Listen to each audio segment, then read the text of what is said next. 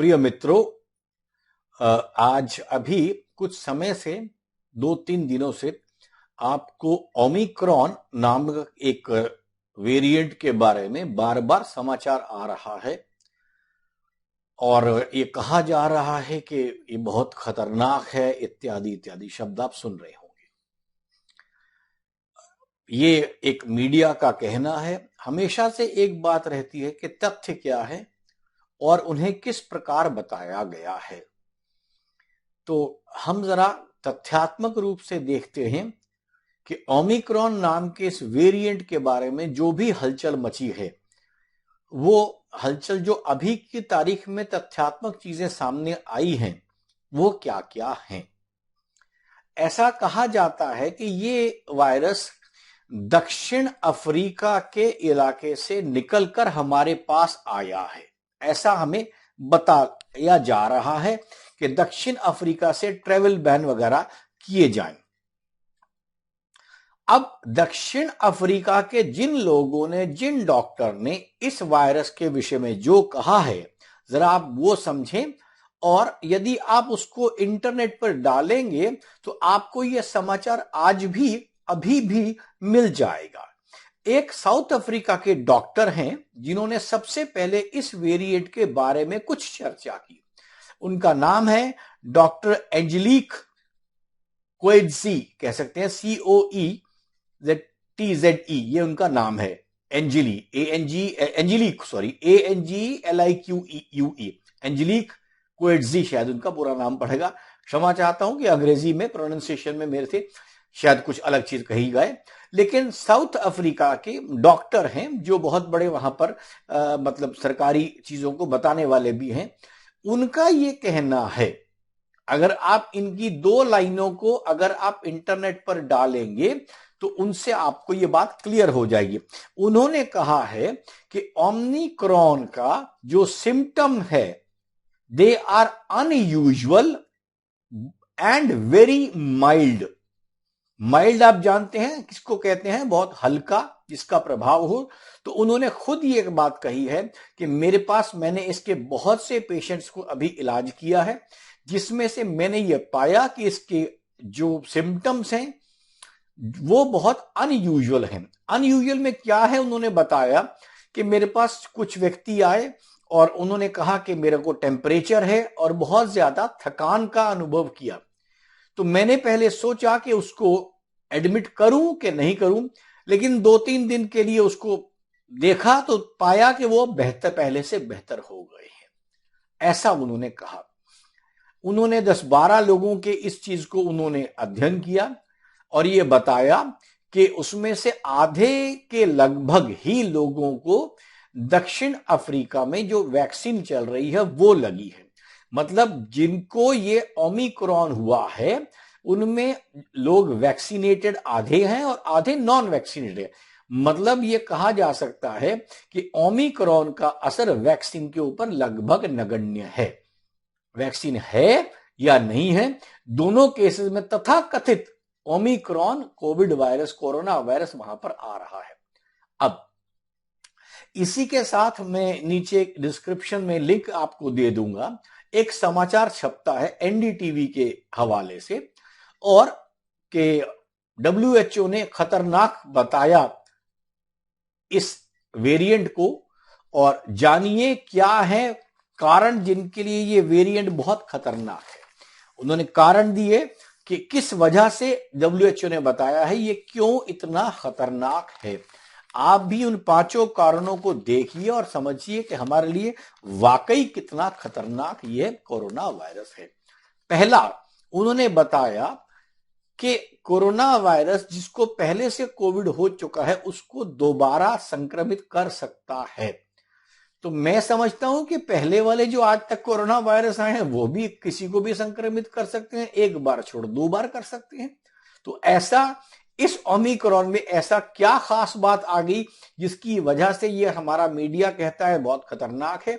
तो पहली चीज WHO के मार्फत से जो NDTV के लिंक में बताई गई है वो पहली ये बताई गई है कि जिनको संक्रमण हो चुका है उन्हें दोबारा हो सकता है। अब आप समझिए ये कितने गुना खतरनाक है, इसका निर्णय अब आप स्वयं लें। दूसरा, यह सामान्य कोरोना वायरस की अपेक्षा कितने अधिक लोगों को फैलाता है, या इस पर जिसको ट्रांसमिशन लोग कहते थे कि ट्रांसमिट आप कितने लोगों को कर देंगे। पहले जैसे शुरू में समाचार आई कि घर में एक व्यक्ति को है तो अब पूरे को आइसोलेट कीजिए, क्वारंटाइन कीजिए, ये सब व्यवस्थाएं, आपको ध्यान होगा हमने क्वारंटाइन और लॉकडाउन शब्द भी पिछले 1.5 सालों में ही सुने हैं। तो क्वारंटाइन करना है, परिवार को आइसोलेट करना है, और वो ट्रैकिंग कहते हैं कि इसको हमने ट्रैकिंग करनी है किस इसको मिले हैं। तो इस विषय में दूसरा जिया उन्होंने WHO ने कि ये कितना फैलता है पिछले कोरोना के कंपैरिजन में, उसकी तुलना में कम या ज्यादा, इसके बारे में हम कुछ नहीं कह सकते हैं। ये WHO का दूसरा बयान उन्होंने बताया।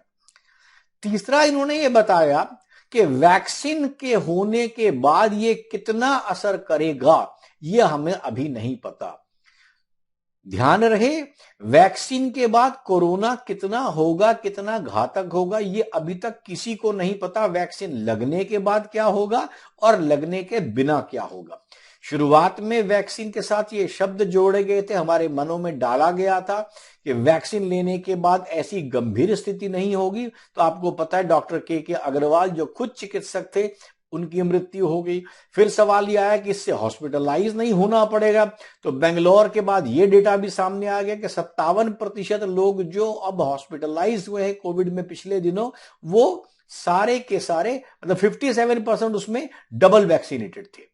सो वैक्सीनेटेड हैं या नहीं, ये दूसरे कोरोना में भी हालत वही है, कुछ नहीं पता। और इस वाले ओमिक्रॉन में भी यही हालत है कि इसके विषय में कुछ नहीं पता। चौथा इन्होंने बताया कि ओमिक्रॉन गंभीर बीमारी वाले मरीज या ओमिक्रॉन की गंभीरता कितनी होगी,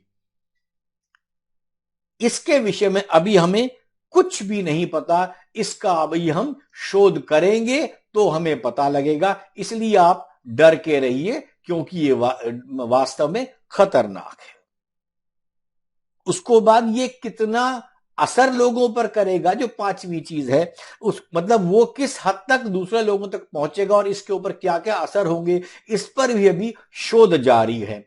तो आपके पास 5 कारण दिए।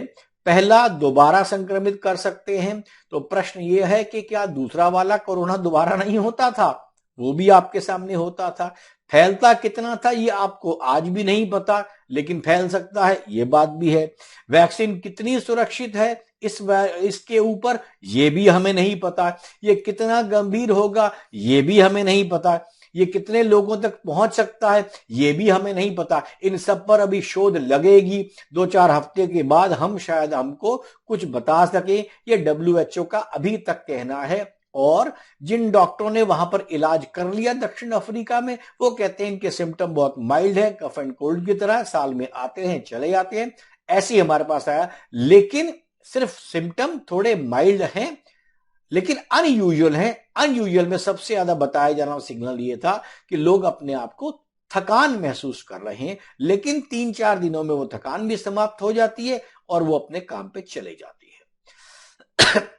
मैं दोनों के दोनों लिंक आपके समक्ष रख रहा हूं। आप इन लक्षणों को देखें, इन लिंकों को पढ़ें और स्वयं निर्णय करें कि ओमिक्रॉन कितना खतरनाक है और कितना नहीं है। मेरी विनती सिर्फ इतनी है, जब भी कोई बात कही जाए उसको पहली बात तो हम वैज्ञानिक तथ्य पे समझने का प्रयास करें। वैज्ञानिक तथ्य यह कहता है कि कोई भी वायरस किसी जिंदा व्यक्ति के अंदर या जिंदा किसी पशु के अंदर जाकर तभी जिंदा रह सकता है, उसके शरीर के बाहर वो वायरस मृत है। लेकिन हमने तो यहां पर मृत व्यक्ति के डेड बॉडी को भी हाथ नहीं लगाने दिया। ये किसी भी हालत से, किसी भी विज्ञान से मतलब इसकी सहमति नहीं मिल सकती। आप जिस भी बच्चे ने 11वीं 12वीं कक्षा तक बायोलॉजी पढ़ी होगी, जीव विज्ञान पढ़ा होगा, वो इस बात को जानता है कि वायरस को कहीं मूव करने के लिए उसको होस्ट चाहिए होता है। खुद वायरस कोई भी डेंजर नहीं कर सकता, और जिसके शरीर में जाएगा अपना समय पूरा करके वापस उसकी हालत हो जाएगी। ये एक सामान्य विज्ञान है। इसी प्रकार चलिए विज्ञान जो लोग जाने बहुत अच्छी बात है, लेकिन विज्ञान के साथ साथ जो तथ्यात्मक चीजें सामने आ रही हैं, जैसे अभी ओमिक्रॉन की आई हैं, जो डॉक्टर जिन्होंने उसका इलाज किया है वो क्या कहते हैं, डब्ल्यूएचओ क्या कहता है, वैसे डब्ल्यूएचओ कितना विश्वसनीय है इसकी आप जानकारी लगा सकते हैं। तो इतने के बाद कम से कम तथ्यों को आप अवश्य पढ़ें, सिर्फ मीडिया के कहने में न आए। मेरे कहने का यह अर्थ कभी नहीं है कि इस ओमिक्रॉन से आप न डरें या कुछ ऐसी बात, आपको जो ठीक लगता है करें, लेकिन हां कम से कम इन तथ्यों की जानकारी अपने तक और अपने मित्रों तक अवश्य बताएं। धन्यवाद।